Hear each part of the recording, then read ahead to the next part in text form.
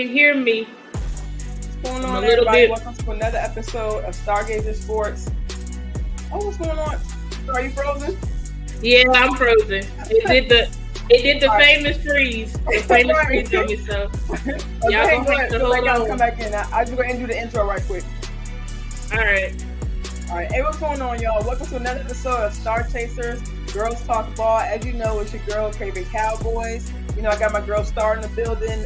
For whatever reason, every week we go live, there's some kind of glitch, some kind of freeze. And she has to go out and come back in. So I just want to just take a second. She'll come back in a second. So I'll just go ahead and do the intro right quick. Before we get started too deep into the content, make sure you guys hit the like button, hit the share button. If you're listening to us on Twitter/X, give us a retweet, give us a like, give us a share. We're two, young baby content creators up and coming for the Dallas Cowboys. Just trying to get grow our voice. Just trying to get our voices out there, and hopefully we can come through and give you guys a fire show tonight. Like I said, I got my girl Star in the building. What's up, Star? How you doing?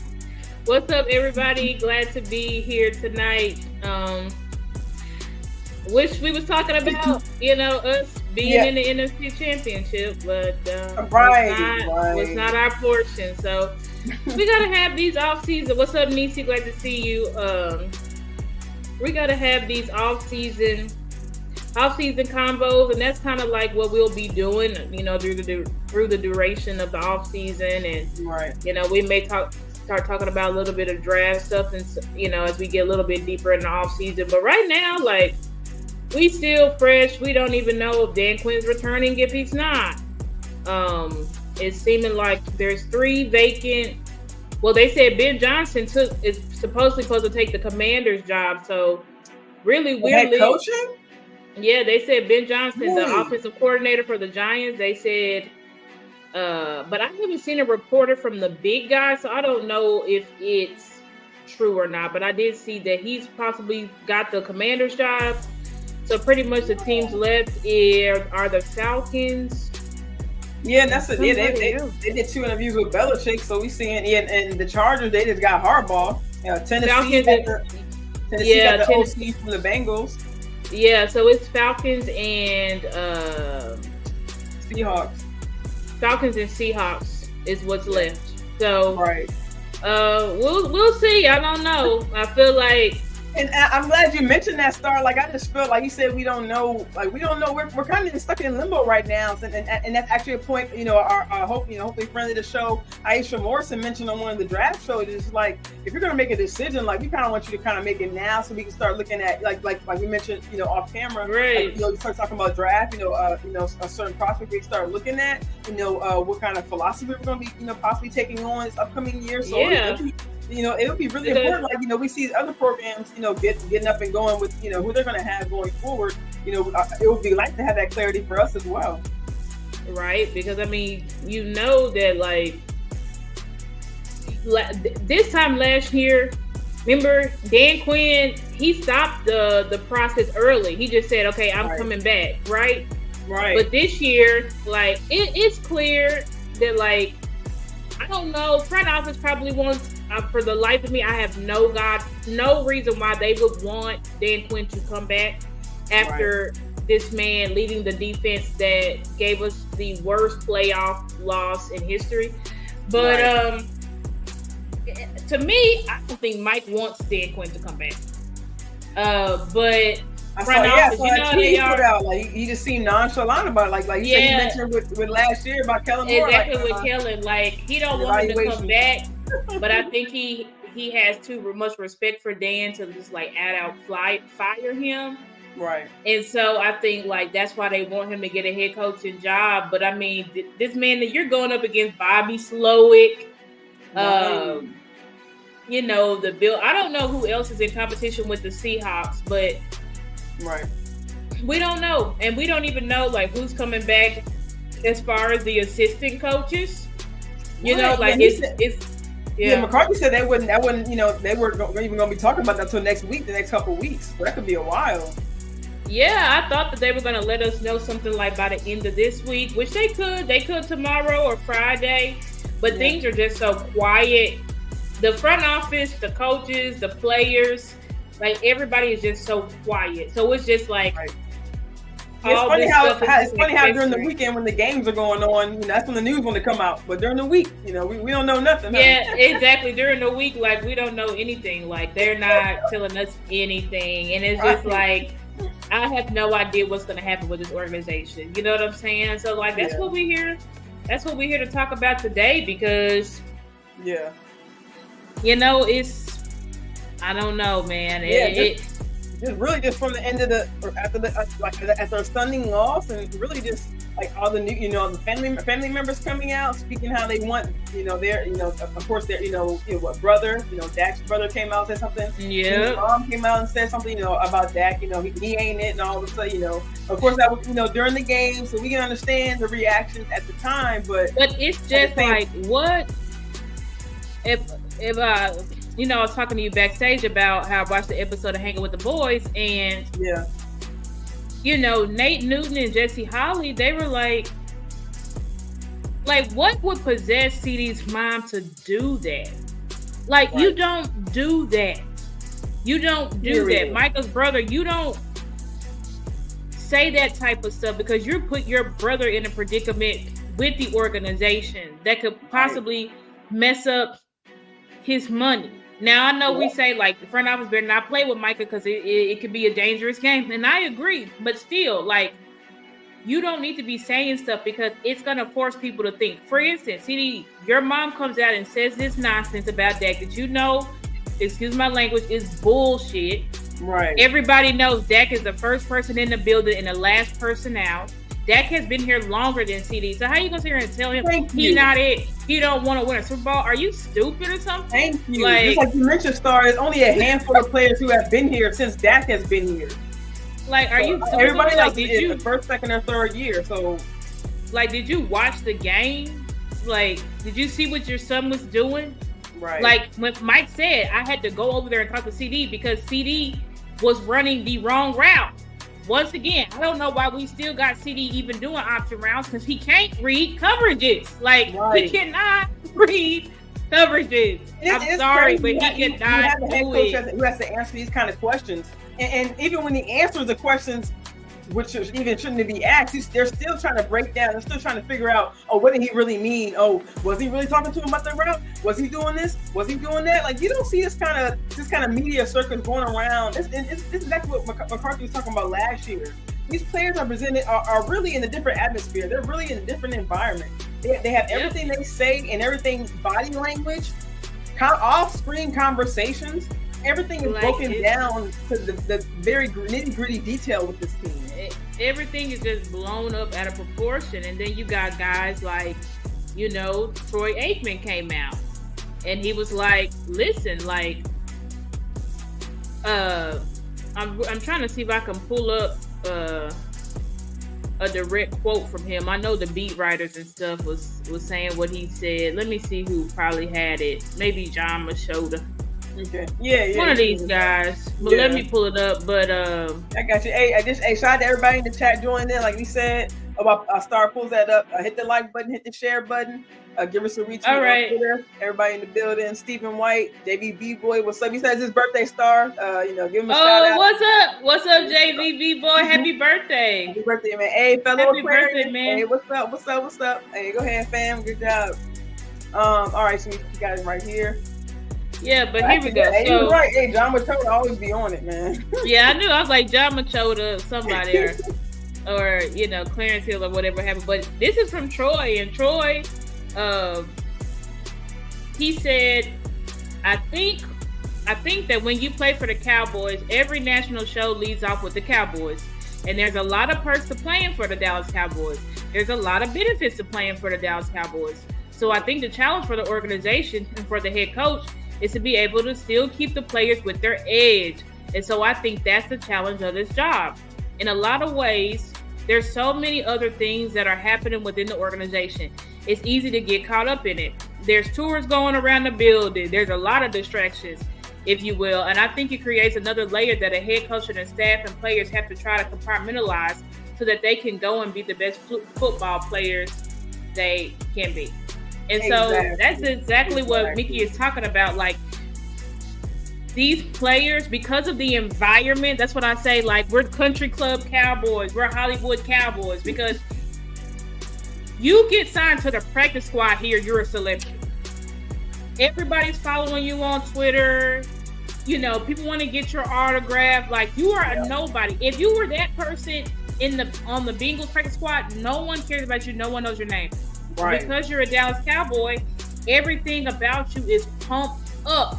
Everything is pumped up about you in the media. If something happens to one of our players, you know, another player in another organization can get arrested. No one cares about it. One of our players get arrested, it's going to be on every single national, the 3 and 4 letter networks. 2 or 3 years ago, I think it was KZ who was in the headlines, I think, for an arrest. And I'm like, that's how it is here. That's how it is here. So it's hard because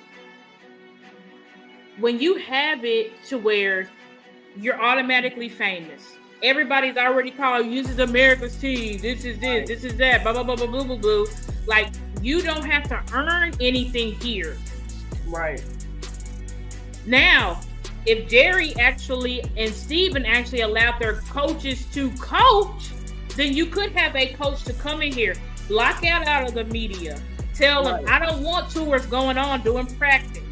You know, but we can't do that here. You want to know why? Because we're all about the money. We're all about the big picture in the brand. Exactly. I don't know if you guys watch any of the Cowboys radio shows, but even when you're watching those radio shows, you can see in the background when they had those tours going on, and when they're going through the building, they can hear the radio shows going on. They can see the different people if they happen to be walking through the building. So, I mean, how, you know what I'm saying?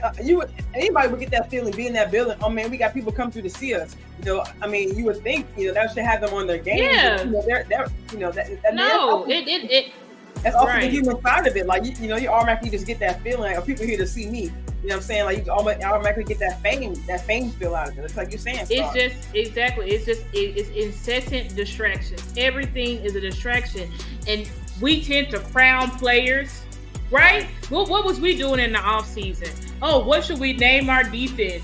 Is this Doomsday Part 2? Before we even saw anything. Before we even saw them go against a formidable team, we beat the Giants and we beat the Giants, the Jets without Aaron Rodgers. Exactly. And got beat by the Cardinals, and we talking about what we gonna name our defense. We Doomsday defense. Like, what are we talking about here? Right. We had a quick wake up call, you know, in week 3, and for whatever reason, that still didn't humble us. It still didn't humble us until we got week 5, humbled again. A blowout, 42-10. Had to go into the bye week, and then had to do what I don't want to say a whole reconstruct, but you know, we saw McCarthy and Shotty admit. Yeah, we looked around the league. We had to see what we was doing wrong because it wasn't working. We had to completely retool the offense. Right. Then we go on a win streak, but then we go and face Philly. We get beat by Philly. Defense gives us 28 points. I was just gonna say, can't stop the opponent from scoring. The first drive, going right down the field, scoring 7, scoring 3. No, not even 3. Because what? They scored 3. They scored touchdown, because touchdown, and it's like, this is the type of stuff we talking about, like. And y'all, you know, we don't have the clip up, but you know, we're hanging with the boys, and maybe I can pull up the clip. But on Hanging with the Boys, when they were talking about, and that's a show, you guys, that's on Dallas Cowboys Network with Jesse Holly and Nate Newton. Yeah. And they were talking about the expectations, like, basically, hold on, let me see if I can pick it up. But they're basically saying, like, this team is living off of, this current team is living off of the 90s and the 70s. And because of that, because they're already crowned as America's team, they're already saying we're the star, we're this and we're that. Yep. That's what really causes us as fans to have like these unrealistic expectations. And I'm not saying that we as One thing I tweeted recently after we lost, I said, listen, I'm no longer Super Bowl thirsty. Because it's Super Bowl thirstiness that causes us as fans to turn a blind eye to what this organization is really, really doing. And I will be the first one to admit I got fooled this season. Right? I got caught up in my quarterback playing phenomenally, and CD playing great, and Deron Bland breaking the record. Right. We got caught up in all this stuff, but we were not seeing with open eyes that, hey, when our team keeps facing these playoff teams, we keep losing. We keep losing. Right. Whether it's a blowout or it's a close game, we keep losing.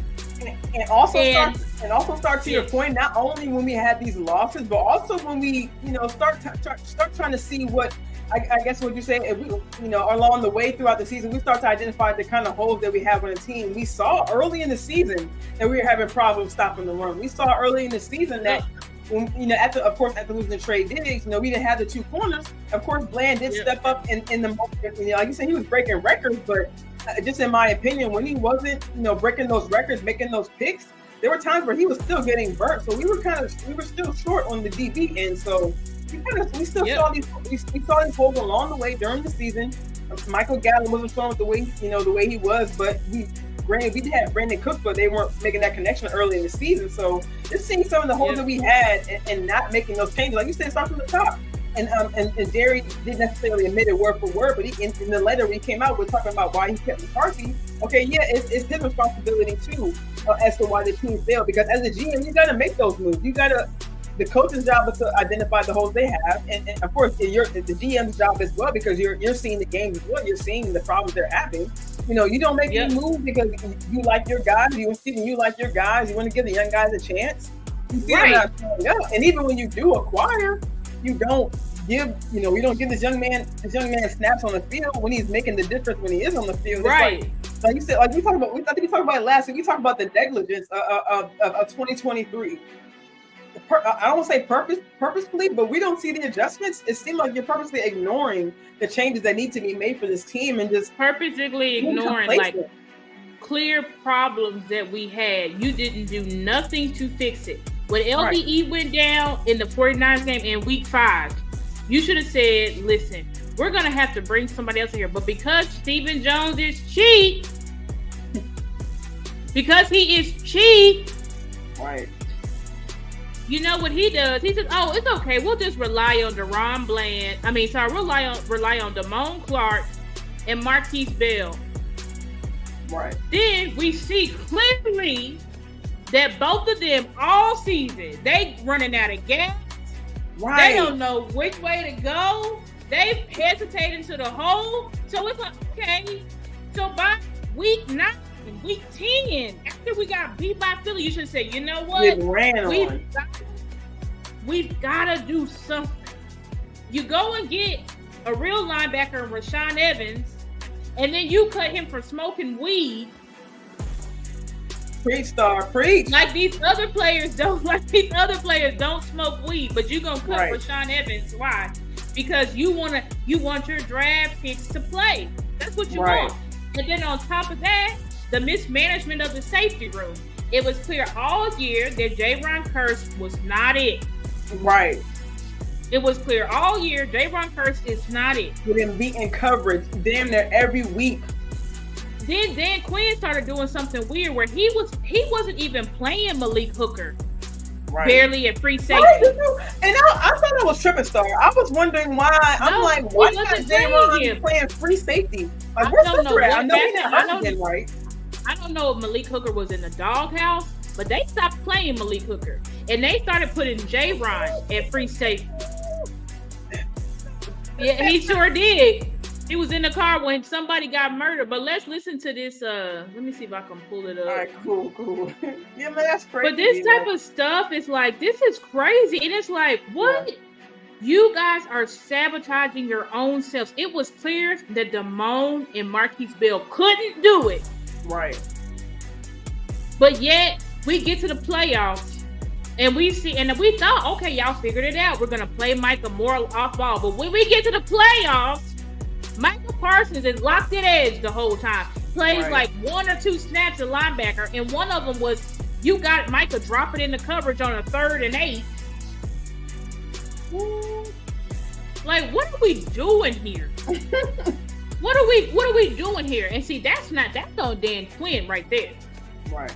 But the mismanagement of these Dan Quinn, you're not gonna tell them, if you really believe in linebackers, which I don't think you do, because you started this hybrid safety linebacker BS when you was at Atlanta.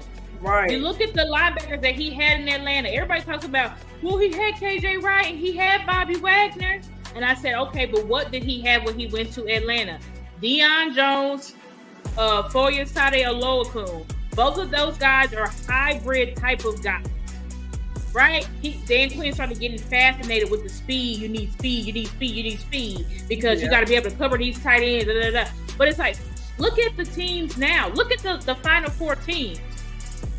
Every single one of those teams have real, true Mike downhill linebackers. You know who was the quarterback of our defense? Jaron Curse. One of the worst people on the field. I hate to say it, but one of the worst players on the field is going to be the quarterback of our defense. It's not unheard of for a safety to be it. Minkah Fitzpatrick, I think, is the green dot over there, but that's Minkah Fitzpatrick. Right. You don't have, I don't want to call him a bum, but you don't have a player that's not the best on your team as the quarterback of your defense. It's like, what are we really out here doing? Right. What are we really out here doing? And all year, you got to talk about Scott McCurley. The linebackers coach that he don't have a damn clue what he's doing. It was clear because the linebacker room looked terrible from start to finish. Right. Oh my God, this type of stuff is just it. But hold on, let me see if I can do this. Hopefully y'all be able to hear it. If y'all can't hear it, I don't really know how to get y'all to hear it. I'm gonna be honest. But let me see. Okay, here we go.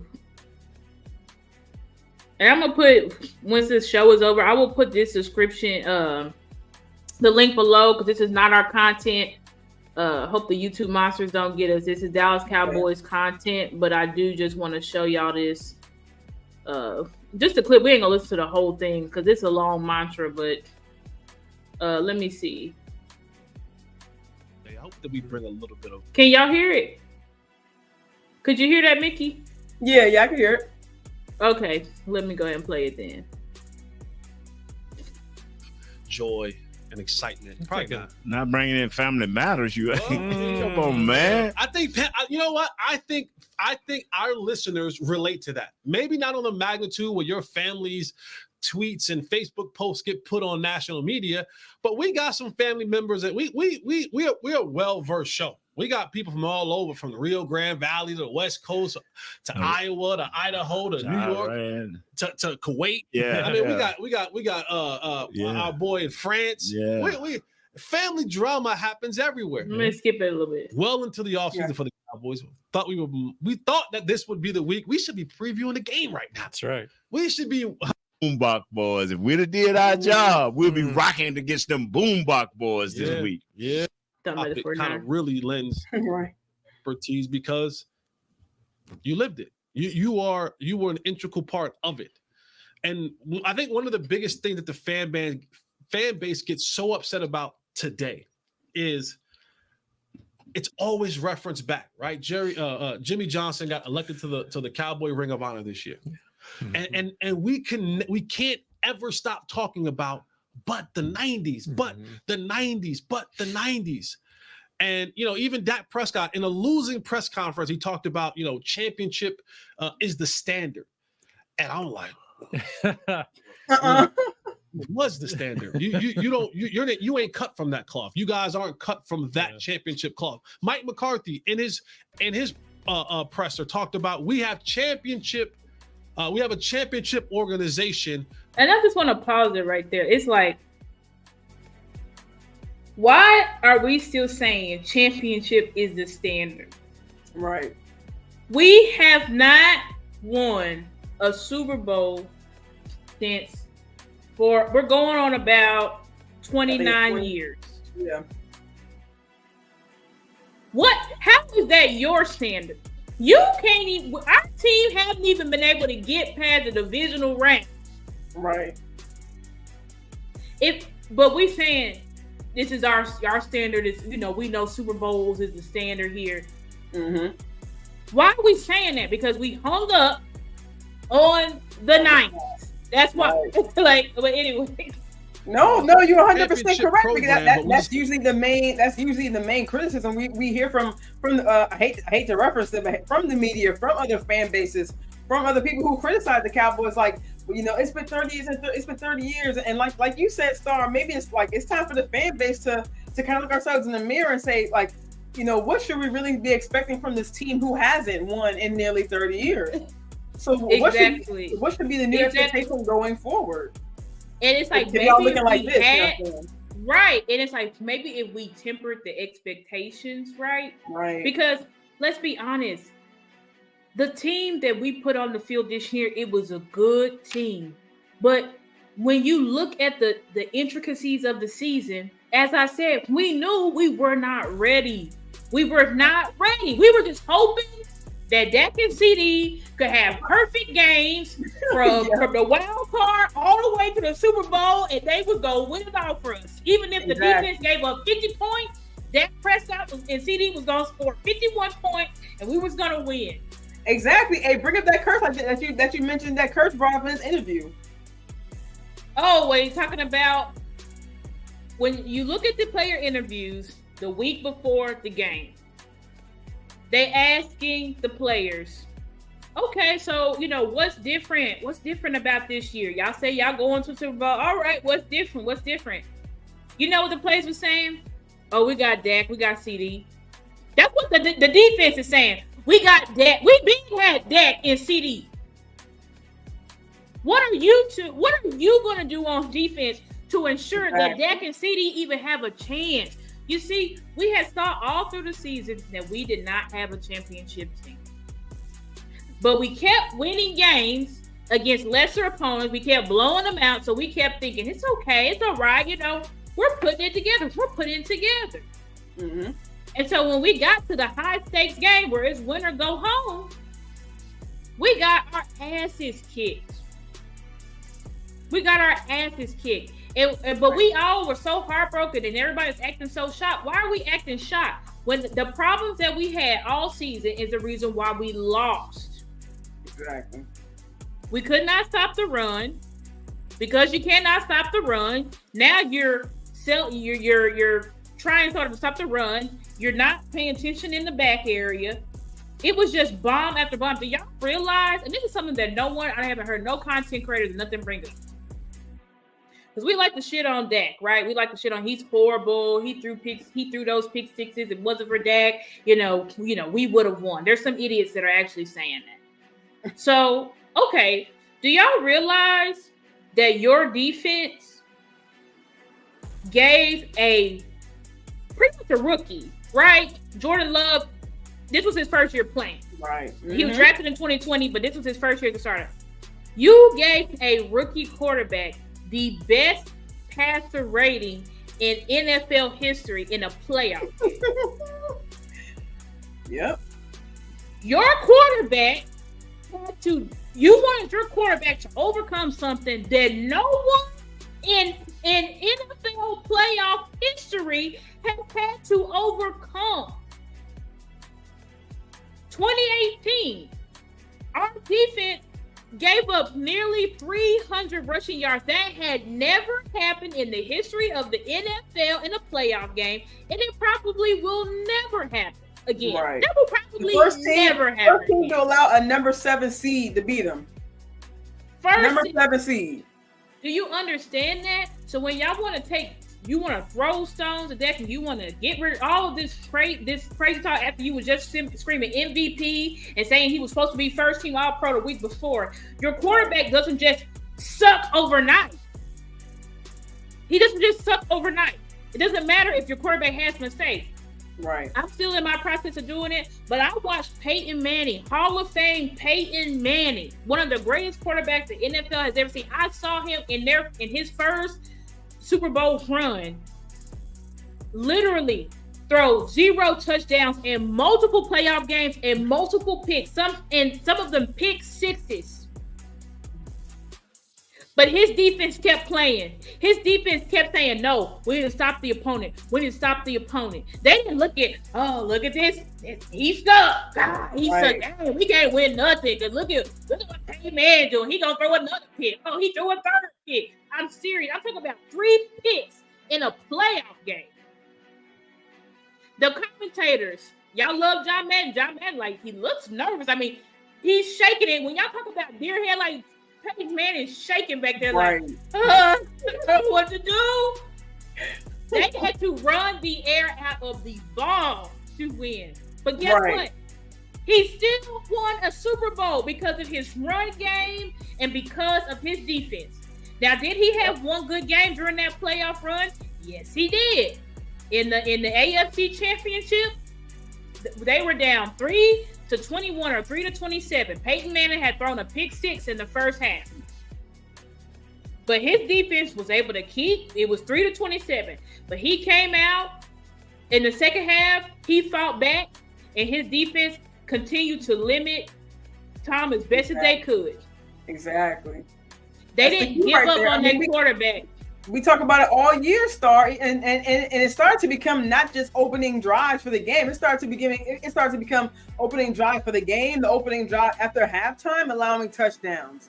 And I think we talked about it off camera. Like, it would probably take more work to figure out how many field goals they allowed, how many touchdowns they allowed each time the opponent came on the field. It was like, what are you really stopping? You can't stop the run. So these teams looking good in between the 20s. And then I think we became in the low, 25, 26 in the red zone towards the end of the season, not being able to stop a touchdown. We couldn't stop anything in the red zone. But and also the amount of separation, like your quarterback's defense was allowing stuff that have never been done in the history of the playoffs in the NFL. But you're saying, overcome it, Dak. Overcome it. Right. No, I wish I had Patrick Mahomes. He would have been able to do it. Really? Right, because all of a sudden the Chiefs defense is showing up because they weren't showing up in previous games this year.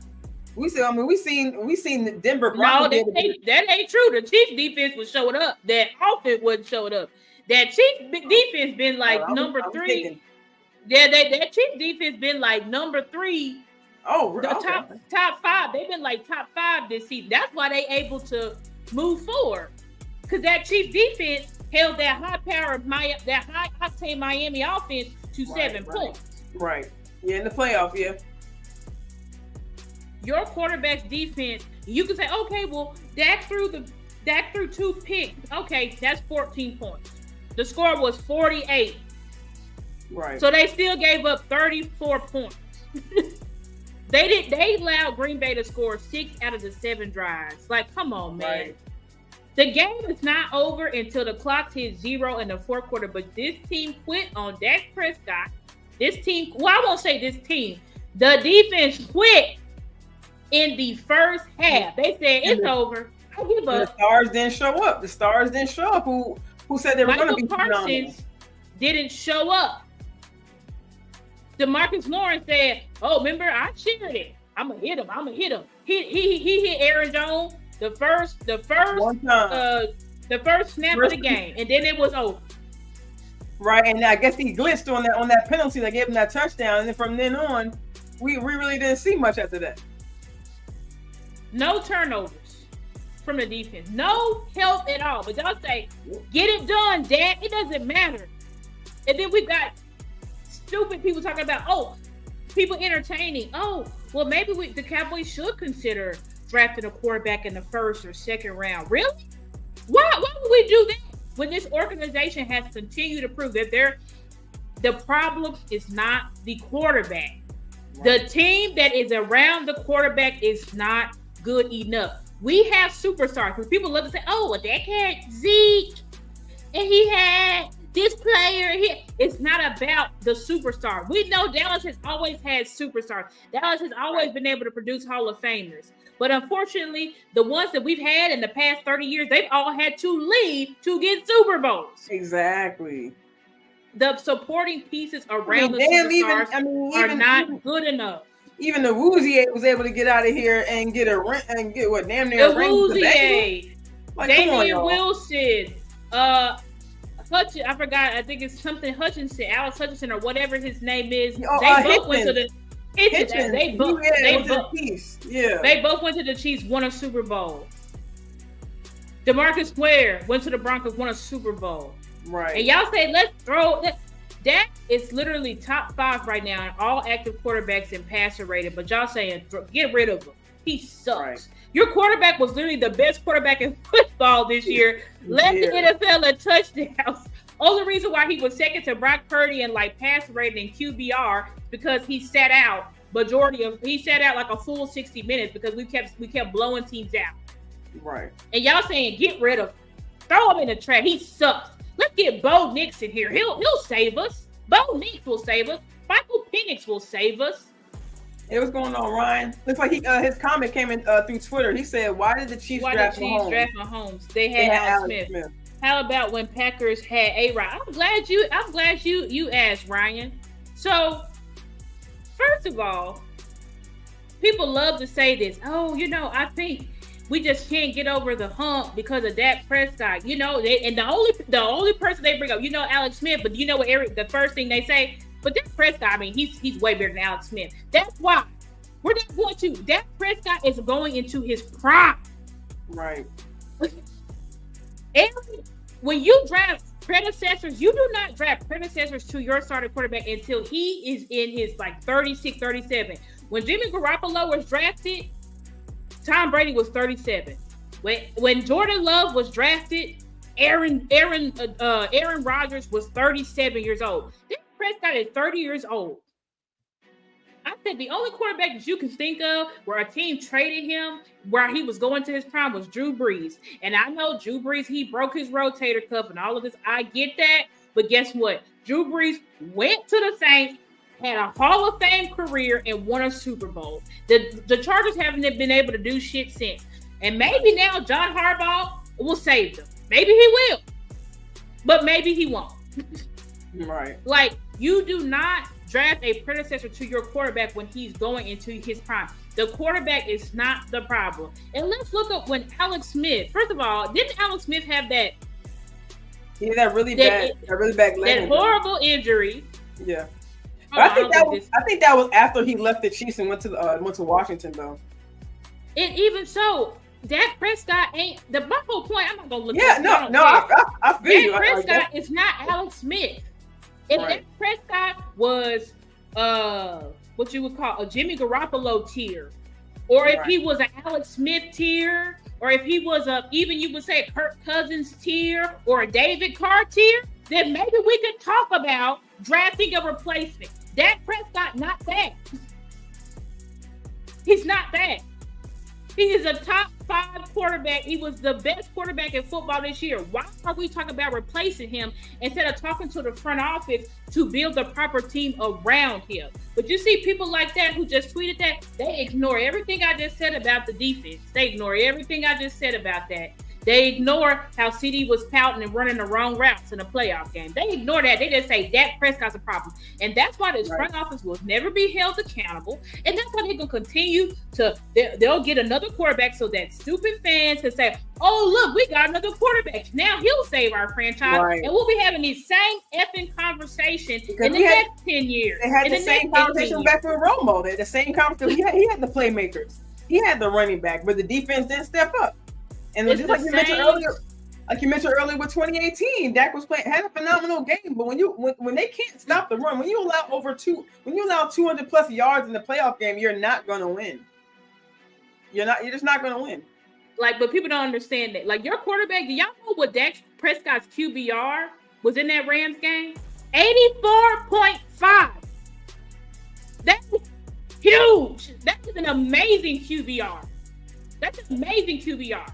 2 touchdowns, One, he had a rushing touchdown. What's the name? A throwing touchdown, a passing touchdown, 0 picks. But your defense couldn't get a stop. Right. Rookie year, playing Aaron Rodgers. Dak Prescott got us all the way back in the game. And I hate when people lie and say, "Oh, but yeah, we scored a touch. I think we had like 7 or 10 points at half. It was like 10-21.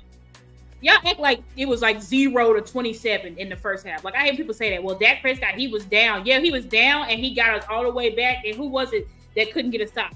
Your defense. Yep. On like it was crazy, like a 3rd and 30 or something. I was gonna say 3rd and 30, man. On a 3rd and 30, your defense can get a stop. Dak's not even on the field at that moment. Dak's not even on the field. So, but it's Dak Prescott's fault. Like, get effing real. I'm so sick and tired of it. But anyway, we can finish listening to. About how they leave out the name of America's team and. It needs to be a new standard for the new, and I definitely agree with. I definitely feel what he's saying. Like this is my first time listening to it. Just giving a quick reaction. Like I definitely agree with him. Like you're kind of on a different standard now. It's a new. We talk about off camera a star. It's kind of a newer generation, really with the NFL in general. Really with the younger coaches coming in, younger players coming in. But it's really just it's kind of like a newer generation. So I agree with him. Like there possibly could be a newer standard for these newer, I guess, the newer regime of the Cowboys. Right. Hold on, let me see. I'm just looking up something. Well, yeah, let me just go ahead and play this. Okay. We just haven't brought the championships yet. Mm-hmm. So there's this constant trying to scale this ladder of championship legacy and prestige. Mm-hmm. Are the Cowboys, because you're the championship prestige that they're trying to chase. You're the ghost that has consistently haunted the Cowboys for 30 years. Like you're the boogeyman. Like them Cowboys before us, Drew them haunted us. Yeah. My first 3 or 4 years, they haunted us bad. Yeah. Will the Cowboys ever? That's a story topic right there for you, right there. That's just write that down. Call Lomas Brown. But let me say this right quick. Go ahead and finish. But write that down. It's a story for you right there. The chasing of the ghost, the boogeyman. Your team. I'm gonna get you. Your team are the boogeyman. Like you're the ghost that they keep chasing. Are the Cowboys ever going to be able to live up to that level of greatness? And should they even try to? The thing. That I press people is I listen to Lomas Brown of the Detroit Lions, the radio voice of the Detroit Lions, and the stories he told for the last 30 years. That was the last time they was in the NFC Championship game. And the stories he was telling. And I'm like, I think I would like these stories here. Or what we talking about. Can they live up? Mm-hmm. Because it's still fresh enough it hurts these players and it hurts our fans. But listen to Lomas Brown on the other side of that. I listened to him on NFL radio and it was so bad, I almost turned it off. Because they had nothing to even live up to for 30 years. Now we're in that 30-year cycle too. But these Cowboys don't even know. Michael Parsons. When I walked into Michael Parsons, hey, how you doing? I'm Nate Newton. Yeah, you Nate. And I'm like, yeah, I played, da-da-da. These kids don't know. They don't know. Our fans know. Yep. Our fans live it. These kids don't even care. They want to get something on their own. Now, the reason this thing is even like that is because no coaches came in and wanted to start over. They continue to mantra. Hey, the Cowboys, the history, the pageantry. Me, Jesse, I want to start over. Mm-hmm. I really do, because until you start over and earn the right, you get what you get. You gonna get beat over the head. You gonna get compared to guys that you can't hold and I. Take it how you want. You can't hold a candle. Right. Some of these guys over there can't hold a candle. Talk that talk. To what we accomplished in the 90s. what good is a 12-5 season and you didn't even get to the NFC Championship game? Right. It don't add up. It don't add up. It don't. Who cares? The bottom line is this right here. Not Start over. Jason Garrett, you had some good intentions when you say every year I try to start is teaching guys how to tie their shoes and then put on my pants. Yeah, all that John Wooden stuff. The bottom line is you got your players thinking of something they ain't. You know, what was the seize everything? What was the Carpe Omnia? Right. And I ain't trying to be funny, but what were you trying to seize? I never said anything because I was not going to take away from the momentum that this team was trying to build. But I will ask you, now that the season is over, what was the Cowboys trying to seize? The ghost. Yeah, the ghost. That's it. From a fan's perspective, Kurt. Right. That's a huge point. That is a huge point. And but before you jump in, Star, like, and Nisi said it right here, the guys on the team being clueless. That was brought up, I think 2 years ago when they first were about to face up against the Niners in the postseason. And I think the coaches mentioned that they had to like run them back a few games to get them caught up on the rivalry between the Cowboys and the Niners. And I'm like, what? Like these kids do not know. Like that was they don't know. That was a surprise. Yeah, these kids don't know. They don't care, and you keep calling yourself this championship organization. You are not a championship organization. Right. You're not. As soon as Cowboy fans let go, we want to get back to that place. But as long as we keep in what I call Super Bowl thirsty, shout out to Coach Marv because he's the one who said it first. Super Bowl thirsty. We just want Super Bowl. We want Super Bowl so bad. We want Super Bowl so bad. We ignore the issues with our team, and what we allow the front office to do is when we get so caught up in the woo because we win all these games, all this stuff because our teams get enough to win games. We have quarterback and personnel good enough to win games in season, but when we get to the playoffs, we keep getting our asses bounced. Right. Why do we keep getting our asses bounced? It all points to the front office. It points to the guy who's on our thumbnail, Stephen Jones. Don't want to take risk in free agency. Right. You want to get this is the first time he's taken risk since the Amari Cooper trade, right? First time he's taken a risk, making trades with Brandon Cooks and Stephon Gilmore. Well, we got Stephon Gilmore, and my brother said this to me. He said, I hope we didn't get Stephon Gilmore when it's a little bit too late, and we did. Right, we did. Right. And now he has the shoulder going on. It's like, man, like, come on. Man. Like we got him too late. Yes, he's still a formidable cornerback, but he's not. Like we got him when he was 32 years old. 32 years old. Like get real. Right. Get real. We saw him back there. He could not keep up with the young bulls. He's 32 years old. Then we get Brandon Cooks. We could have got Brandon Cooks last year, right? Now I know they put out, it wasn't the second round pick. It's just that they wouldn't take half the salary. It's still some money, BS, why we didn't do it. Meanwhile, these other teams, they spent second. You know what it took for the Ravens to get Roquan Smith? A third and a fifth. We couldn't give up a third and a fifth to get a quarterback of our defense. You see this type of stuff we talking about? They want to keep, and then you want to be a draft and develop team, but you don't even let your coaches coach. You don't even let your coaches develop the players and put the players they want on the field. You tell them this player needs LVE needs to play. Right. This person needs to get the ball. You got Jerry and Steven sitting in on game planning. Are you serious? Jerry said that, we had sat down. I sat down with Mike and we did the game plan. Why are you sitting in on game plan meetings, Jerry? Y'all see this type of stuff? But the front office, they do this. Now y'all see them. First, it was all the beat writers. Before the season ended, Dak Prescott, he's up for an extension. He's going to be extended. But now what you see the beat writers putting out, let's explore the options with Dak Prescott's contract. Does Dak Prescott really have to be extended? You see what the front office is doing?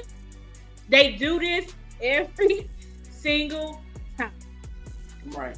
Because they like to use their quarterback as the scapegoat. And what they'll do is, okay, and their coach is a scapegoat. And they'll fire their coach and they'll get rid of it. Y'all say get rid of them. So they'll get rid of Dak Prescott and they'll get some new quarterback. We'll be like, oh my God, we got a new quarterback. Yay. And then that's when fans will start believing again that we're going to get to the Super Bowl.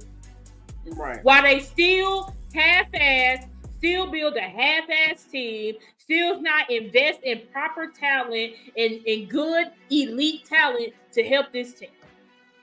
All the contenders making moves before the trade deadline. Everybody was doing that. What was the Dallas Cowboys doing?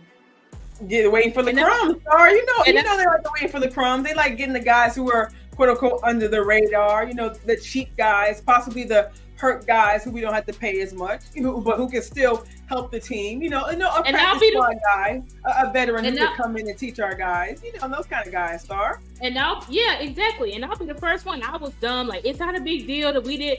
I was low key. I'll be the first one to admit.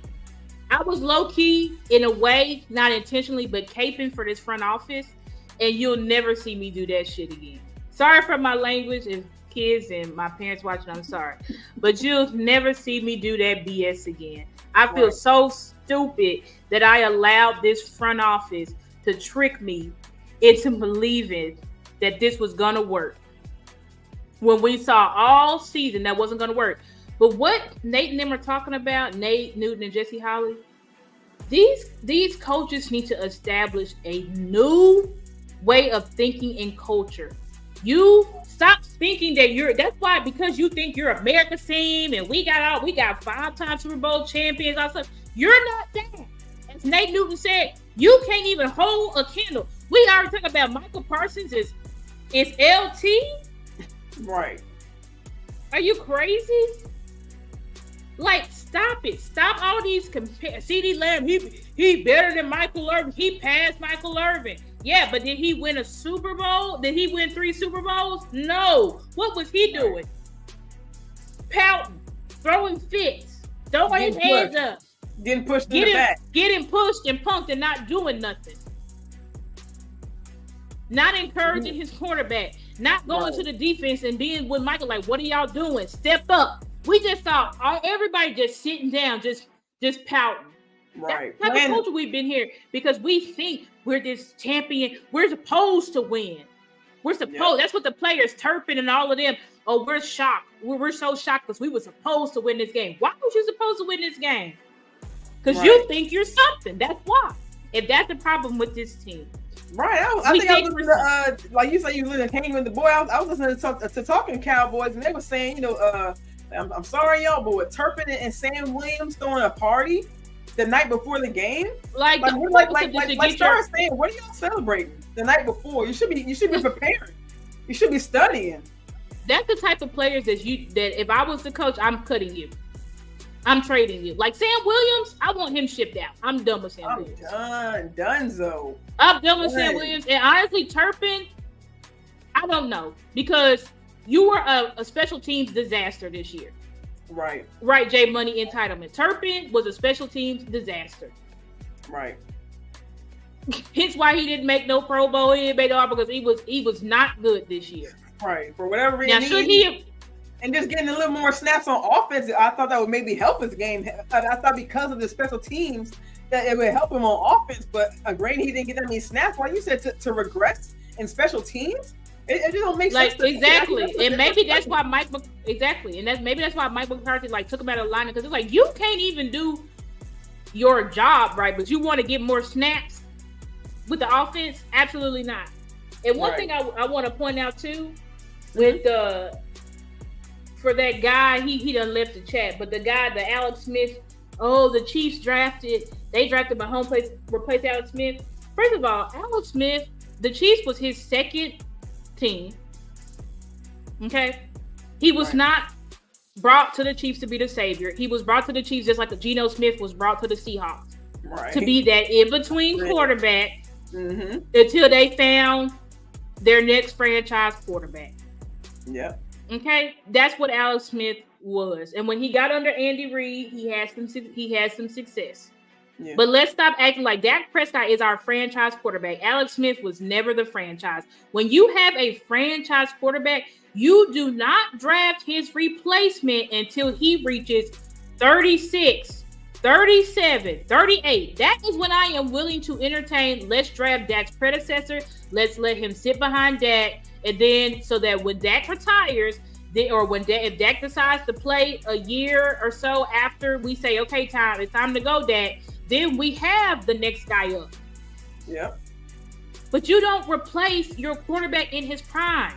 But it's the front office that got y'all thinking. Do y'all know the front office wouldn't have gotten rid of Romo if his body hadn't shut down? They would have gave Romo another extension. Romo probably would have still been playing if his body didn't shut down. He was ready to give Romo the job back after Dak came in and took control of the locker room, did well on the field. Romo was still getting his body back, ready to come back for the playoffs that season. And I mean, I think it was Jerry that was the one who ultimately had to tell him, like, look, we're gonna roll with the young cat, see what he can do. But Romo was still expecting to get his job back. So even exactly. up to that, minute. The only reason why Romo was gone so fast is because his body shut down. You don't replace quarterbacks in their prime. What's up, Bruce? How you doing? Bruce, that's exactly right. What did nothing was seized. But because they thought, Mike McCarthy, he said, what should we do with Trey Lance considering how much front office values draft picks? Me personally, I'm shipping Trey Lance out of here. I'm seeing who's a team that needs, I would ship him to the Bucks because they're not completely sold on Baker Mayfield. Yeah. I'm shipping him to I'm shipping him to the Vikings. I'm shipping him somewhere where there's an offensive guru and they would like to mold a young quarterback because Mike McCarthy does not want Trey Lance here. Jerry Jones went by himself, called up the 49ers GM and said, what do you need for Trey Lance? And Jerry said, here you go. Right. So this is what I'm talking about. And the only reason why Jerry did it was to put pressure and to have contract leverage on Dak Prescott. That was the only reason. Yep. That was the only reason. Quarterback controversies do not work. That's why you don't see. Who is Mahomes' backup? Is it a young guy? Is it a young former first round pick? Right. Like, are you crazy? Who's Allen's backup? Who's Joe Burrow? I was gonna say, you saw what happened last year when Miami got to their playoff game with their backup quarterback. One and done, and he was, I think, Skylar Thompson. I think he was at. Skylar, some young 7th round pick. Like, right. But y'all think it's wise to keep Trey Lance here? No one does that. It does not work. Right. Hey, what's up, Leisha? How you doing? Hey, how you doing, sis? Thanks for joining us. This type of stuff is ridiculous. This is a joke of a franchise, and we're saying, let's draft our quarterback who is in his prime's predecessor. No one does that. Not even the Patriots, who wheel and deal. Not even the Patriots did that. Right. Yeah, here goes Ryan. Burrow's backup did play good, but he wasn't a first-round pick. I was going to say, that was her point. Like, that's what we're saying. Like, if you go out and draft somebody, like, and have them as a backup, what happens? Like I said, knock on wood, granted, God forbid something does happen to Dak, you're going to put a first-rounder out there? That was our point. Like, so when Miami did hit that playoff game, they lost because they put their young rookie quarterback out there and expected him to do something against the playoff team. Like, it doesn't work. Like, granted, yeah, Burrow's backup did play good, but I think his name is Browning or something like that. Jake Browning. He played good, and he also played like ass versus teams too. Exactly. So let's stop it. Quarterback controversies don't work. And I bet you Jake Browning, he'll probably be shipped out because somebody was like, maybe we should take him. You don't do that to your young quarterback. You don't do that to your quarterback in his prime. It doesn't work. Shout out to Boss Cowboy, who always says, remember when they tried to do that BS to Joe Montana and Steve Young? They both played terrible. You have to make a decision. Right. And I kind of want to speak on what he just said because, like, that's kind of what we talked about earlier. Like, that's what we want as fans, for the players to speak out. But I think the kind of position we're taking is, like, I don't think the players are really upset with how things are going. Like, they're making. I don't want to say they're making out, But they're on vacation right now. They've got to skate out the locker room, not answering really to the fans, to the media, to the staff, right? Or the they all hit. Right. They all left. Did Michael talk to the press after? Did D-Law? Did CD? No, you know what? They all ran. They got the hell out of there. But you know who had to face the media? Dak Prescott, Mike McCarthy. Right. And the thing is, Dwayne, the players here, when you speak out, you get shipped out. That's another thing. And actually, that tweet that you were talking about earlier, speaking of shipped out, Cole Beasley actually retweeted that. I think the tweet talking about what Troy Aikman was talking about the environment that the players are in, and it's like you have tours going around when the practice is going on. Cole Beasley actually retweeted that and said 100%, and he's one of the players who had to go through that because he spoke about the front office. You cannot speak. Being in meetings and stuff like that. So right.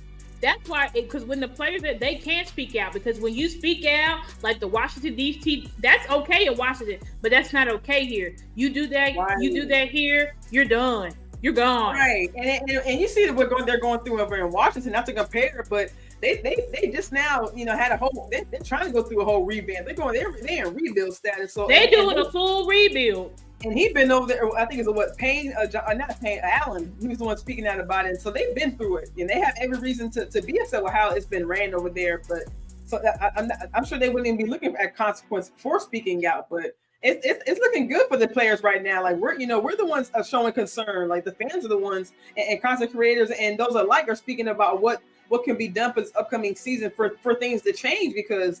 Like Star said, if like she said, I don't know if you guys follow her on Twitter, make sure you guys follow her because she puts out some dope tweets. Like she said, if the fan base isn't joined as one and put pressure on this front office, things may not change because it's like you said, it starts at the top. If we're not putting the pressure on the front office, they're not going to put the pressure on the players. So in effect, they're in the win-win situation because Jerry gets his brand out there, the players are still getting their brand out there. They still and they can't get fired.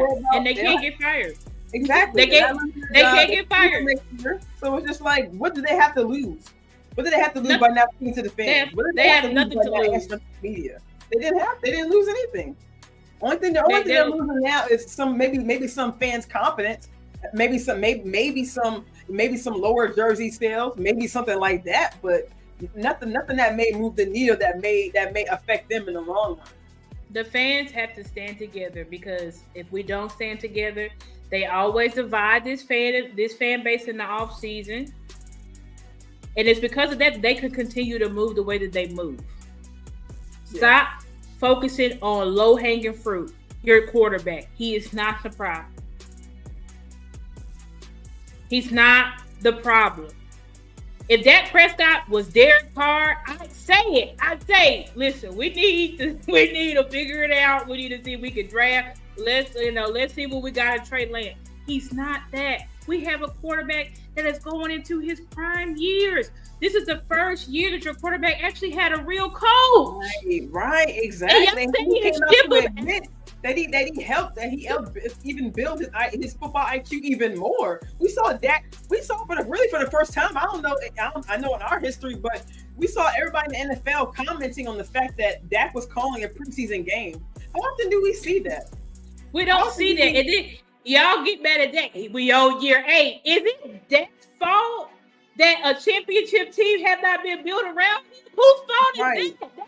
When Dak was getting paid pennies on the dollar, you know what your front office did? His sophomore year as a quarterback, took his number one wide receiver away.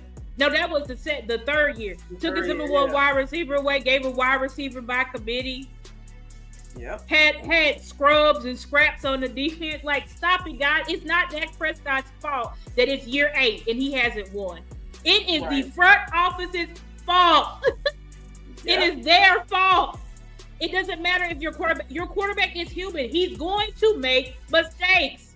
Again, Peyton Manning threw 3 interceptions in multiple playoff games, and they still won the Super Bowl. It's not about mistakes. It's about having a complete team that can overcome the mistakes that everybody makes, because everybody's going to make a mistake.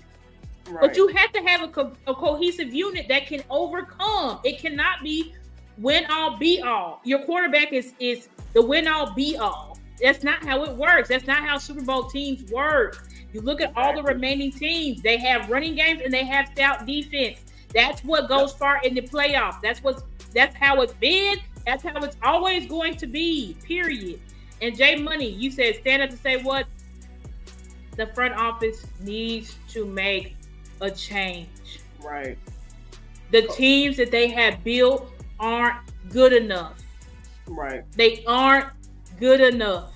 That's what we need to be monitoring. The team isn't good enough. And the pressure on the team and some of these players isn't good enough. Y'all want to talk about Dak Prescott doesn't need more pressure. Dak Prescott is the quarterback. He's the first person in the building. He's the last person out. He spent hundreds of thousands of dollars paying for the freaking Navy SEALs to come out, to talk to his offense, to give them special training. He doesn't need more pressure. You know who needs pressure? Michael Parsons, CeeDee Lamb. The same, everybody on the defense, this offensive line, who needs pressure? Because they're the ones that are not putting in the time and the work. It's not Dak Prescott. That's what I'm trying to get y'all to understand. Well, the Lions don't have a stout defense. And I love that you said that as well, Ryan, because guess what? How does their defense play in the playoffs? That's another thing. See, I'm glad Star has done her research. So when you have these comments, I got a response for everything. Right. You know what the Colts defense, their rushing defense was when they won the Super Bowl? You know what they was ranked this season? 32nd. They were the worst rushing defense in the league. Everybody thought they were going to get ran off the field when they played the Chiefs in the wild card. Yep. They limited the Chiefs to like 40 yards or something rushing. It's not about what your team is ranked. That's what y'all need to stop. Well, they was ranked this and that. It doesn't matter what your team is ranked in season. It matters how they play when they get to the playoffs. That is all that matters. The playoffs is a totally different season. Yeah. Open up your eyes to see that. It doesn't matter. It's a whole new season when you get to the playoffs. That's what I said about Patrick Mahomes receivers. They was ass in season, Star. It doesn't matter if they was ass in season, because when they came to face the Bills, they caught every freaking ball that was thrown their way. Yep. It doesn't matter about what happens in the season. It matters what happens when it's time for playoffs to start. How are these teams playing? When Mike McCarthy won his first Super Bowl, his team backed into the playoffs. They won a Super Bowl. When the Giants won their Super Bowls, they backed into the playoffs. But when they got to the playoffs, it was lights out, baby. Yeah. That's how you win. It doesn't matter, but it's the culture here. That's why I showed y'all that whole clip of Nate Newton and Jesse Holley. This team is entitled, so they go into playoffs. We're the champions. We're 5 times. No, y'all ain't nothing. You're not champions. You're not a 5-time Super Bowl champ. You're not. Right. But they go in. Yeah, but anyway. I was gonna say, that's actually a good segment, because actually, remember I brought you off camera about why these Cowboys can't show up in big moments when they get to the end of the season. That's actually one point I wanted to bring up. And actually, just I don't know if you guys caught the Law Nation. He had put out kind of shared his podcast. He was on this, I guess, this past week, Ray's podcast. And I just want to play this clip from Duro Music. And for me, just bringing this really, for me, a good point about why, for whatever reason, like you mentioned, Star, they play well throughout the season. We talked about it off camera about how they, we go by what we see, right? We see the team, of being the last 3 seasons, 12-3, having double-digit wins. We see McCarthy's, play calling seeming to win with the new offense, but for whatever reason, we get to the postseason, we're at home, 16-0 at home, and we have a home game with what we kind of wanted, so we could play well. And for whatever reason, once again, a big moment, happens upon the team again. And for whatever reason, they can't show up. So I just wanted to play this clip just to kind of give, like he's going to, explain his point and just how he feels about it. But I just kind of want to discuss it with you real quick. So I'm going to bring it up right quick, Star. Okay. Yeah, if you guys still listening out there, hit the like button, hit the share button, give us a retweet on Twitter. Yeah, get the likes up, please. Please like the content because we giving y'all overtime, Yeah. But please like our content because we're doing this, guys, because we love the Dallas Cowboys and we want to win. Right. Like the stuff that y'all say, you sound like the Skip Baylesses and the Shannon Sharps. Those are enemies of our team. If what you're saying sounds like stuff that Skip Bayless is saying, you're on the wrong side. Like, I don't know how else to tell you that. Those people are enemies of our team. Those people want us to suck. Those people want us to trade our franchise quarterback so that we can really be ass. Like, they want that to happen. The Stephen A. Smith, they want that to happen. Play it right for but anyway, let's watch this clip in. Let's see. And the playoffs is not because we lost in the first round. Obviously, it was a lot of historic stuff. Yeah, I can hear it. Aside, like being the first team to lose to a 7 seed, we won like 16 home games straight. Yep. Mm-hmm. Just to come to the first round and lose. But my whole thing about it, man, it's about big moments, and I don't see us being ready for the big moments. Nope. Like, we could talk about all these key components, players, and everything we got. We know we got the talent. Mm-hmm. We can talk about, substituting this and that and getting a new coach, all this and that. But honestly, we just ain't ready for big moments. You get what I'm saying? Like, we too hyped. We got everything. We got the hype. We got the talent. We get there and we fold. You get what I'm saying? And that's the part that embarrassed me because it's like, I don't mind losing. You know what I'm saying? Like, if we're going to go in there and we're going to go out, we're going to ball out. And we lose, we lose. It should be because the team was just a better team. Right. You know what I'm saying? Like, but not get dog walk like we man, did. Bro, yeah. Embarrassed. Yeah. You know what I'm saying? It seems like every single time it matters, we can't get it together. Every single time. And I got nothing good to say about either side. The defense, the coaching, the quarterback, the offense. I got really I really processed this game, and I'm just like, I didn't see nothing we did good. You get what I'm saying? Yeah, y'all. And like I said, shout out to Law Nation Sports. If you guys haven't heard that, make sure you guys get over and listen to that podcast. It is very, very good. That was Dwayne Morris asked, who is this? It's Duro Music. He was a guest on their podcast, and also Cream Rhea, Jesse Holly on the show as well. Make sure you guys go through and watch that podcast. Very, very eye-opening. They share a lot of information. Like I said, it came out earlier today, the premiere. But like I said, make sure you guys go check out Law Nation Sports, and he is located on his Twitter, his IG as well. I think his YouTube as well too. But just the point that he brings up, and actually, I'm glad you brought up with the hanging with the boys star, because that maybe that could be kind of a meeting point. That could be the answer. Maybe that's why these guys aren't ready for the big moments, because we see throughout the season. And like Queen Rhea mentions, not just in the playoff game, like McCarthy mentioned, in the playoff games without playoff consequences. We had the Buffalo Bills, we had Miami to in those moments, and not Arizona at the time. But for us to have a loss like that early in the season, that should have been a teaching moment. And so when we did face the 49ers, that we didn't go in that game sleeping as well. And they said they put a little bit more extra on the game, but maybe more so, physicality, but not mentally. So it's just like, so throughout the season, pretty much just big moments, these guys don't show up. So it's just like, what's like we asked, like hang with the boys asked, or I'm sorry, Duro asked, like, why in these big moments can't they show up? And we see hanging with the boys is like, these guys aren't used to these big moments. They can't play from behind. They kind of get this, like you said, like I mentioned earlier, they kind of get this pouty attitude. They can't seem to You're entitled. Yeah, entitlement. So it's just like having to maybe like you said, having to rebrand just a new look at this team, like. Right, and it's like carpe omnia.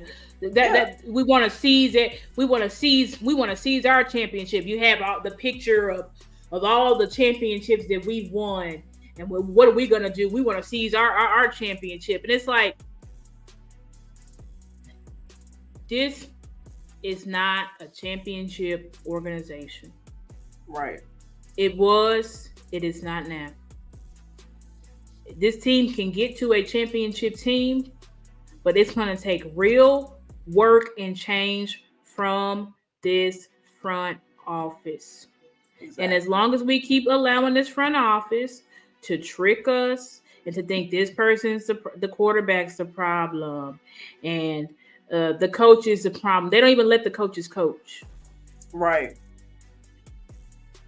They're in the meetings. They're telling them this player has to play because we paid them this X amount of money. Like, be real. Be for real. Like, do y'all not know? I think some of you fans stop. McCarthy had to tell them to stop, telling secrets. Stop telling game plans in the media when you're asking questions. Yeah, and it's like y'all don't. I can tell some of y'all don't know your team, and y'all too busy watching Skip Bayless on Undisputed, and too busy watching Get Up and all those shows that you don't even know what's really going on with your own team. But what are you? You're just so Super Bowl thirsty. You're like, well, I saw this guy mess up on Sunday, or this player's playing, and just blow it all up. Just blow it all up. Blow it all up and get this guy, and get Bo Nix, and get Michael Penix, and get Drake May, and then get this player, and get this. Like, how many Trey Lance? You'll see some Trey Lance. Like, how many Hall of Fame talents y'all want to come to this building for y'all realize, like, it ain't the players do, it's how this team is constructed, dog. Right. I bet you the same idiot saying, get rid of DeMarcus Ware. He's washed. He goes right to Denver, gets a Super Bowl. Man, don't start. Look, you better cut it out. Look, man. We already had a scare with Randy going over there. Like, I don't want no D-Law. Like, this is type of stuff that's crazy. Like, but this is what the front office wants. We're the only fan base that talk about salary cap and how much it's going to cost. Like, don't nobody care about that. We're the only fan base. We going to get $55 million. Right. Yeah, we're going to pay him $55 million. Quarterback $50 million because he's the next one up. He's not worth that. And Kyler Murray is. Justin Herbert is. He can't even win a playoff game. And his team was loaded this year. Like, please. Stop it. Y'all, duh. I don't care about making enemies. I'm tired of it. I'm tired of us saying dumb stuff. We need to be focused on Jerry and Steven. Right. Not on the players and the coach. Because that's what they want. Let's get rid of they're gonna get rid of Mike McCarthy, then what they're gonna get? Another puppet. Exactly. Mike McCarthy is he's a guy that's in between. He actually fought and got him a little bit of power. We hadn't seen that since pretty much Jimmy Johnson. Right. And so y'all want to fire him and get who? Who y'all think they gonna bring in here? Somebody that they can control. Exactly. I don't know if you guys, I'm sure you guys seen it by now, but the comments alone made by Brian Broaddus about, Mike McCarthy not going to make any questions about personnel. And dang, we didn't even talk about Belichick coming in. They don't want a Vrabel coming in asking questions. You know what? Yeah. We didn't even show that clip of, we could show that clip real fast. I had that done. You got it up? Yeah, let me see if I can pull it up right quick. It's under my bookmarks. Because I remember Lacey on Twitter, she had just the 2-minute snippet because I don't want to have to play the whole thing. Yeah, I'm going to try to find. Oh, you know what? I have it. I think I have it. I had reposted it. Hold on, let me go to my profile. Okay. I had reposted it. Here it goes. All right, let me see if I can share my thing. Okay. Share screen. Okay, here we go. All right, perfect. Okay, is it up? Okay, here we go. Yeah. Mm-hmm. Okay, here's the. They don't want to change. They don't want Bill Belichick walking in here or Jim Harbaugh walking in here and saying, we need to do this differently personnel-wise. I don't like the way we're doing this personnel-wise. I don't like this. They don't want that. They don't want that. It's easy for them now. Mike's not going to get in their way about personnel. Mike's not going to get in their way and say, oh, well, like I want him to go in there and say, hey, we need to do something different here. He's not.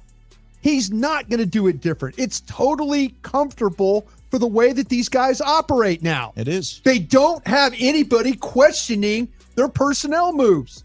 They get to draft. They get to sign players, their own players. They don't do things that the guy in Philadelphia does or people who are fighting for their jobs. Right. That's what the football team is. Yeah. They handed it off from a guy who used to do crazy-ass things, and I was part of the crazy-ass things he did. Heck yeah, you were. And you know what? You the were crazy-ass – I almost said an S word there. The crazy-ass stuff will get you fired, But he handed it off, and that's where we are now. That's where we are with this football team. They don't want to change because they could operate in the way that they're comfortable operating. That's that's the problem. And it ain't Jerry. Jerry's just stepping back. He's 81 years old, but he still has all the titles and stuff. But he ain't in there rolling up his sleeves doing the nuts and bolts stuff. It's Stephen Jones doing this stuff. Well, he's using his dad eyes instead of his businessman eyes. Okay, so that is Jerry's fault for not being objective about the crap job your son has done. He's trying to hand on not teaching son how to be a badass. Well, you said it earlier. Stephen Jones pinned his dad up against the wall one time. He did. I trust me. I think he did it again, and this time he finished. And he gets some of that fire back. He left with dad's cojones. Well, they've got a general manager in place, and they've got a personnel director. Sorry, I'm not going to put you guys in this. I respect Will McClay. Yeah. I really, I do too. I do too. And I think that there's some things that maybe Will would want to do differently, but he understands what they're up against. Yeah. But he does not want change. None of those guys want change because change means they have to do things completely differently from what they've done before, which they've had success doing. Drafting, they draft really, really well. They occasionally sign a free agent that is, is kind of under the radar kind of guy that works out. They don't play the game that we used to play in the early 2000s, effing up this team. Signing guys, not working out, drafting poorly. That's Jerry still is capable of doing that if you put him in charge. That's good sports passion right there. I was going to say, I feel like we need to go standing ovation, round of applause there for Russ. The passion, the ability to die. And this isn't that. I was gonna say that's crazy. He said that because we can look at just last year's draft that didn't really turn out the greatest as we thought we would have. So horrible. And it's like that really in the past. And it's like y'all won't listen to the content creators because the content. And shout out to Boss Cowboy in the chat. Thank you, Boss, for tuning into our show. Yeah, Boss in the building. What's up, fam? We 100% appreciate everything Boss does because he's the one who. Somebody said on his show they was like, Boss, like he always says the real people crucify him, and then after the season, then they're like, you know what, Boss was right, and that's true. Right. I was even like arguing with Boss. I said I was kind of caping for the front office this year. I wasn't intentionally doing it, but I was caping for it because I was blinded. I couldn't see. No, and I don't mean to cut you off, Star, but like I said, we go by our eyes. We go by what's happening. We saw the front office make those. How often do we see them make free agent moves? 2 free agency moves on both sides of the ball that exponentially help our team, that actually have an effect. We seen Rashaan Evans later in the season, but we didn't play him. He didn't have a lot of playing time, and then we cut him. But we actually had success and major success with 2 free agents. So we don't really see it often with the team. So the front office making moves like that gives us reason to hope. That gives us right, but that it gives us reason to hope. But when we look at it, it's like it didn't really move the needle. Yeah, it didn't move the needle. That's true. Those were Band-Aids. Those were Band-Aids, and that's what I'm saying. We so Super Bowl thirsty as Cowboy fans. When they do anything, it ain't trade for anybody. We like, oh my God, they made a trade. Right. And shout to Law Nation again, because actually in that same show he mentioned that's what they're supposed to be doing. Like you just said, that's what they're supposed to be doing. They're supposed to be going out there and getting guys. We should have said, now do more. And that's what we need to be doing. Because they're going to try to do some stuff this offseason. Because they know the fans are pissed. So they're going to try to do stuff to get us to simmer down. But we cannot simmer down. Right. When they go and they blow out the Washington Commanders, we need to say, not good enough. Right. Not good enough. We have to stay on this front office. That's the only way that we are going to get what we want, which is a team that can move to the Super Bowl. But these players, we've got to stop crowning these players. We've got to stop saying, we had supposed to win. We supposed to win. Why? What did you see from your team and your front office to say, we're going to win a Super Bowl this year? Right. Because Dak is playing well. Dak played well. CD's playing well. CD's played well. Right. A quarterback and a wide receiver is not enough to win a Super Bowl. It's not enough. You need more. Right, and not to mention on the defensive ball. Not to mention on the defensive side of the ball, we saw the problems, but we came in the season with questions about our running back star. And that was another glaring hole that we saw.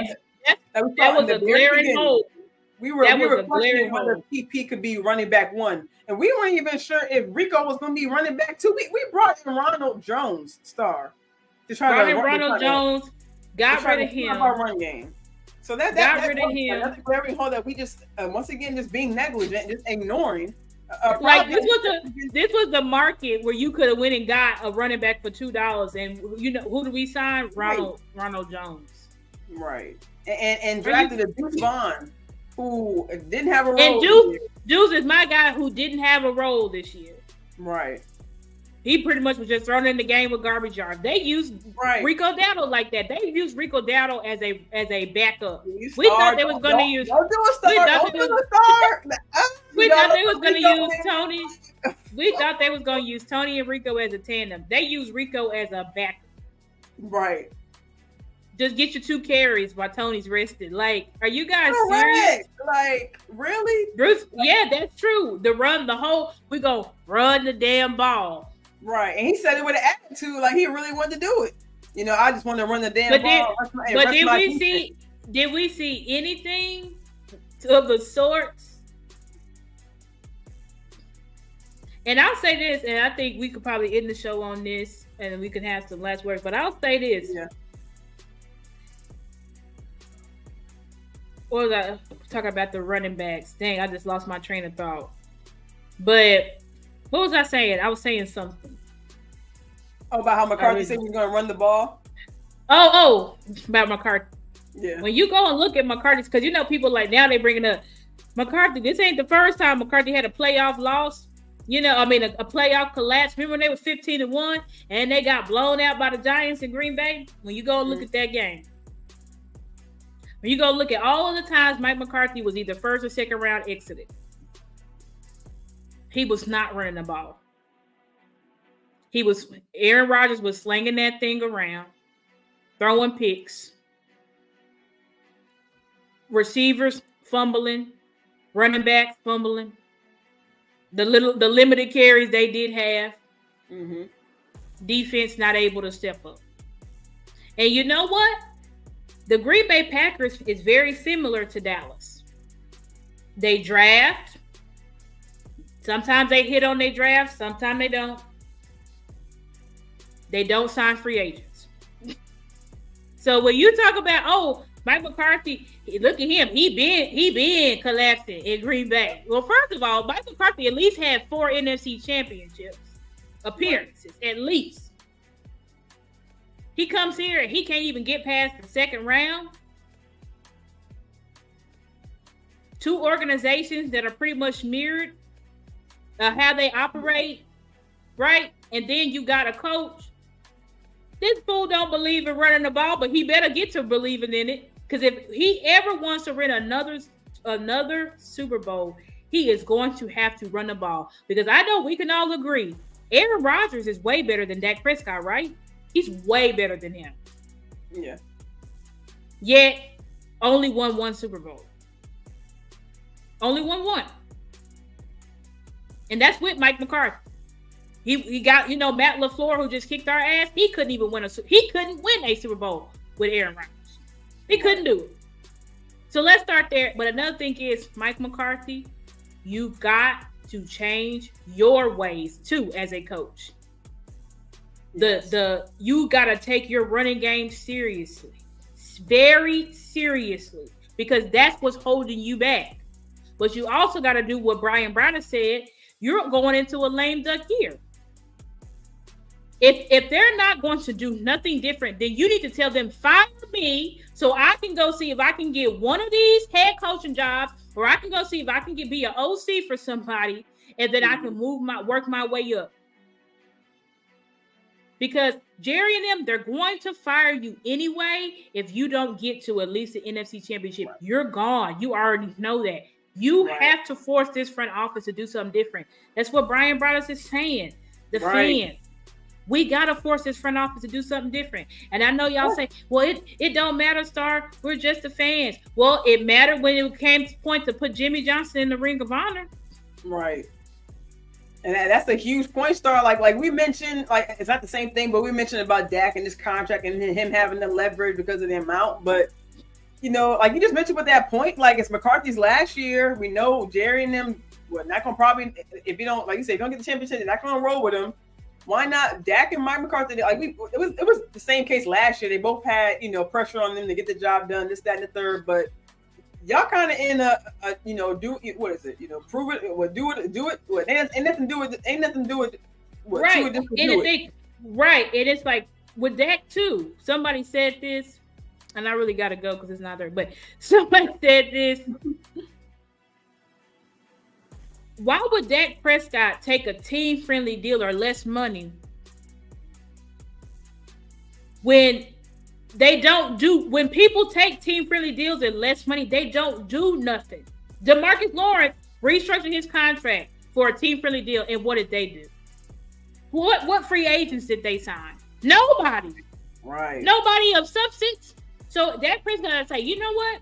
I'll take a team-friendly deal, right? I'll take one. His first deal was team friendly. That's why he had the voidable years at the end, all that type of stuff, so that they could restructure and all that stuff. So I was up, I'll take a team friendly deal, but this is the players that I need signed. Yep. And then I'll take a team friendly deal. But if you gonna roll out the same BS as you've rolled out since I was a rookie, right? I'm not taking a team friendly deal. And if you have a problem with it, then hey, I would like to be traded to these teams. Okay, that's what Dak Prescott should say. Yeah, it's that time. It's that time to start being aggressive. It's that time for him to start being aggressive. Stop playing games with this front office because they're already planning to scapegoat you. They're already planning if you don't win the Super Bowl or get it to the NFC Champ, they're gonna send you out. Right? Yeah. That's why they're trying to rev up the fans. We really don't have to extend that. We can just move his money here and then just make his cap hit be $22 million. You see what they're doing? Too, right? You saw that too, right? Yeah. Then you got shout out to Michael Gelkin, but I didn't appreciate his article. Right. Talking about, I think what they could do is maybe they start looking into drafting a quarterback in the first and second round. Are you crazy? Like, what are you talking about? But you see, they get their little minions, start typing stuff up. To try to put feelers out to see how the fans gonna react. Right. No, that is so true. Like you say, all of a sudden videos of Trey Lance throwing all the way down the field. All of a sudden, all year he been in the classroom. Oh, Trey good. He in the classroom. He learning. He's still in quarterback school. Oh, all of a sudden he's throwing the ball. Throwing to Terrence Williams, who about to go to the fan league. Mm-hmm. Like, stop it, guys. It's all propaganda. It's something they put out, trying to get the fans to not focus on the problem at hand. The problem is them. Because guess what? We've changed players. We've changed coaches. You know who we haven't changed? You know who hasn't changed? You know who hasn't changed? The front office. Everybody else has changed. We got a new quarterback. We got new personnel. We got new coaches. But it's the same freaking results. Right. There's only one common denominator: Jerry and Stephen Jones. That's it. So anyway, that's the last thing. Right. Hopefully y'all enjoyed the show. Mickey, I know you got some closing words, but no. Hey, look, like Star said earlier, we gave y'all overtime and not even overtime. We gave y'all a fire show, like for real. Like as we do weekly, like we said, shout out to everybody coming through, boss especially. Thank you for showing love tonight. We appreciate you. Everybody else in the building coming through. Dwayne, of course, the Kelvin Hicks, Nisi, our girl, always coming through. We love everybody spend our, your Wednesday nights with us. And like I said, hit the like button, hit the share button. Thanks again, guys, for coming through. We always appreciate y'all. Yeah, like Tyrone said, fire damn show. And we'll be back next week, hopefully with nothing too crazy, nothing crazy going on. Hopefully with some decisions made, for coaching. They did say they were going to, push the assistants, coaching, discussions out till next week. So hopefully we'll hear something early next week. But as we know, we're gonna be bringing the news to you guys either way. So like I said, on the way out, hit the like button, hit the share button, and we'll catch you guys next time. You got anything else to say, Star? No, my links. We'll put the links to the 2 videos that we showed down below in our descriptions, and also the links to all my social media, my X and TikTok and all that stuff will be in the link below this video. But thank you guys for all being in the chat with us tonight. We really appreciate y'all, and we gotta stand up, Cowboys Nation. We gotta stand up, because if we don't stand up, this front office will continue to play in our faces, and things will never change. We'll get a new coach, we'll get a new quarterback, and we'll still be getting first and second round exited. Yeah, we gotta start. Put like I said, shout out the boss in the chat. Your voice matters, like he always says. It's time to start putting the truth out there, y'all. Whether people like it or not, the truth is also what matters as well. Like, and that's what's going to help the organization be able to grow and to be able to start being successful and progress, like we see the other teams doing. Not just being first round exit, second round exit. We need to starting getting over that hump. So we, as a nation, we need to start figuring out what is going to work for our team. So like she said, just thanks for joining our show. We'll catch you guys next time. Peace out, y'all.